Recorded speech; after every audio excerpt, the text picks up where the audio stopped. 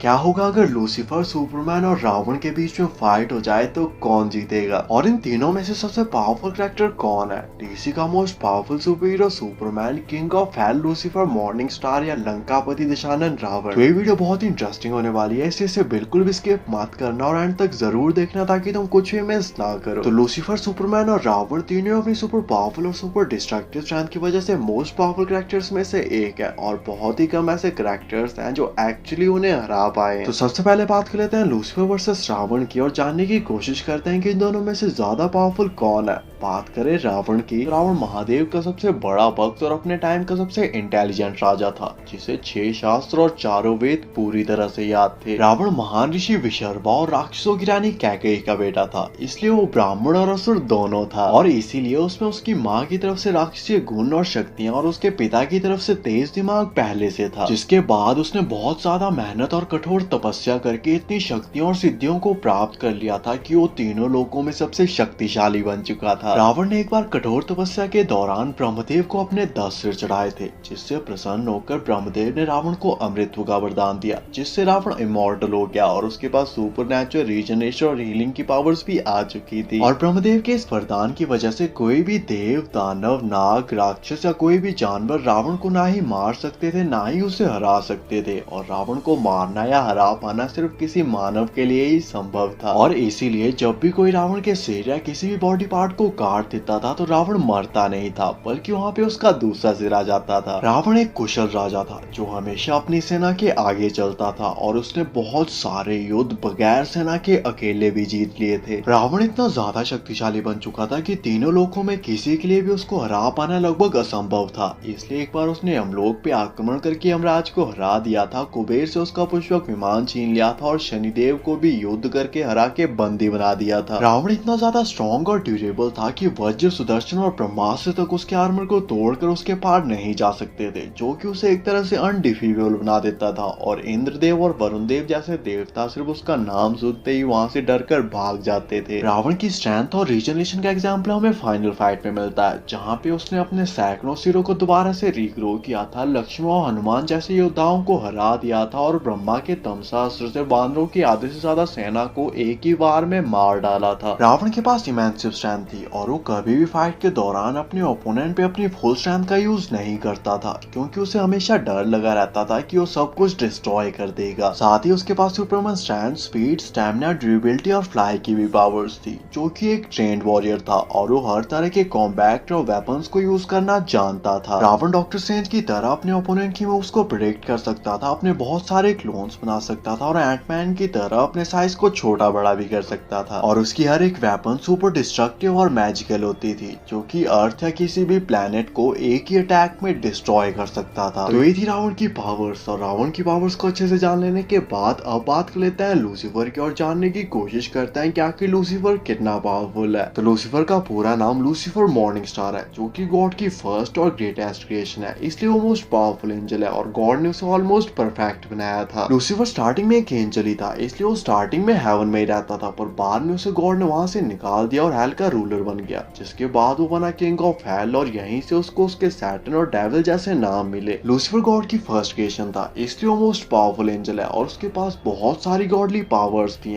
पर बाद में चीजें चेंज हुई और उसे हेवन से निकालकर हेल भेज दिया गया और वो बन गया king of hell, demon lord, devil. बात करें कुछ बेसिक पावर्स की तो लूसीफर के पास godly strength, speed, stamina, durability और फ्लाई जैसी पावर्स हैं। और हाँ, गॉडली स्ट्रेंथ को तुम सुपरमैन स्ट्रेंथ से कंपेयर मत करना, क्योंकि इन दोनों में बहुत ज्यादा फर्क है और बहुत ज्यादा डिफरेंस भी। लूसीफर के पास इमेंसिव स्ट्रेंथ है और अगर वो चाहे और अपनी फुल स्ट्रेंथ का यूज करे तो वो एक ही ब्लो में पूरे के पूरे यूनिवर्स तक को डिस्ट्रॉय कर सकता है और बहुत ही कम ऐसे कैरेक्टर्स हैं जो एक्चुअली उसकी पावर्स को मैच कर सकते हैं। लूसीफर के पास गॉडली स्पीड है और वो किसी भी सर्वाइविंग बीइंग से ज्यादा फास्ट है, जो कि लाइट की स्पीड से भी ज्यादा तेज मूव कर सकता है और with in a blink of I hello या हेवन में जा सकता है। लूसीफर बहुत ही ज्यादा ड्यूरेबल है और उस पर अर्थ या किसी भी और दूसरे प्लेनेट की वेपन्स का कोई भी असर नहीं होता और उसको मारना या हार्म करना सिर्फ हेल या हेवन की वेपन से ही पॉसिबल है। लूसीफर के पास सुपर हीलिंग और रीजनरेशन की भी पावर्स है, साथ ही उसके पास कॉस्मिक अवेयरनेस भी है, जिससे मल्टीवर्स या उसके यूनिवर्स में क्या चल रहा है उसे सब कुछ पता होता है। लूसीफर एंटमैन की तरह अपने शेप और साइज को छोटा बड़ा कर सकता है, हेल फायर को मैनिपुलेट कर सकता है, डायमेंशंस के बीच में इजीली ट्रैवल कर सकता है और मरे हुए लोगों को दोबारा से जिंदा भी कर सकता है। लूसीफर जीनस लेवल इंटेलिजेंट है जो कि एंजल्स और डीमन से कम्युनिकेट कर सकता है और टाइम को भी फ्रीज कर सकता है। और जब लूसीफर अपनी डीमन वाली फॉर्म में जाता है तो उसकी पावर्स और भी कई गुना बढ़ जाती हैं, क्योंकि वो उसकी ट्रू फॉर्म है जिससे वो लोगों के डीपेस्ट और डार्केस्ट डिजायर्स का पता लगा सकता है और उन्हें कुछ हद तक इल्यूजन्स भी दिखा सकता है। वैसे तो लूसीफर के पास और भी बहुत सारी पावर्स और वेपन्स है, लेकिन हम उन सभी के बारे में बात नहीं करेंगे क्योंकि इससे वीडियो बहुत ज्यादा लंबी बन जाएगी और उसे कोई नहीं देखेगा, इसलिए फिलहाल के लिए इतनी बहुत है। तो ये थी लूसीफर की पावर्स। और लूसीफर और रावण की पावर्स को अच्छे से जान लेने के बाद अब बात कर लेते हैं फाइट कंपैरिजन की और जानने की कोशिश करते हैं कि इन दोनों में से ज्यादा पावरफुल कौन है और क्या लूसीफर रावण को हरा सकता है। तो लूसीफर बहुत ही पावरफुल कैरेक्टर है और उसको मारना या हार्म करना सिर्फ हेल या हेवन की वेपन से ही पॉसिबल है, पर एटलीस्ट मेरे हिसाब से ब्रह्मास्त्र जैसे दैवी अस्त्र हेवन की वेपन है, क्योंकि उन्हें स्वर्ग में रहने वाले देवताओं ने बनाया है। इसलिए आई थिंक उनसे लूसीफर को हार्म करना या मारना एक्चुअली पॉसिबल है। जबकि दूसरी तरफ रावण को ब्रह्मदेव का वरदान प्राप्त है, इसलिए उसको मारना या हराना सिर्फ किसी मानव के लिए ही संभव है। जबकि लूसीफर एक एंजल है जो कि गॉड्स की कैटेगरी में आता है, इसलिए वो ना ही रावण को हरा सकता है ना ही उसे मार सकता है। हाँ, अगर वो विभीषण को ढूंढकर नाभि में अमृत के बारे में पता लगा ले वो अलग बात है। लूसीफर क्योंकि हेल का राजा है, इसलिए इसे तुम हमारे यमराज से कंपेयर कर सकते हो जो कि हेल और हेवन दोनों के राजा हैं और इनकी पावर्स भी काफी हद तक सेम ही है। बस यमराज के साथ चित्रगुप्त होते हैं, जबकि लूसीफर अकेले काम करना पसंद करता है। रावण ने अपने टाइम के महाशक्तिशाली राजाओं, दानवों, असुरों और देवताओं तक को हराया है और क्योंकि वो यमराज तक को हरा चुका है, इसलिए एक तरह से तुम बोल सकते हो कि उसके लिए लूसीफर को भी हराना एक तरह से पॉसिबल है। चांसेस तो बहुत ज्यादा कम है, पर एक्चुअली रावण लूसीफर को हरा सकता है। जबकि लूसीफर अगर रावण का सिर भी काट देगा तो फिर भी रावण नहीं मरेगा, बल्कि वहाँ पे उसका दूसरा सिर आ जाएगा। जबकि लूसीफर बहुत ज्यादा पावरफुल और इमॉर्टल तो है,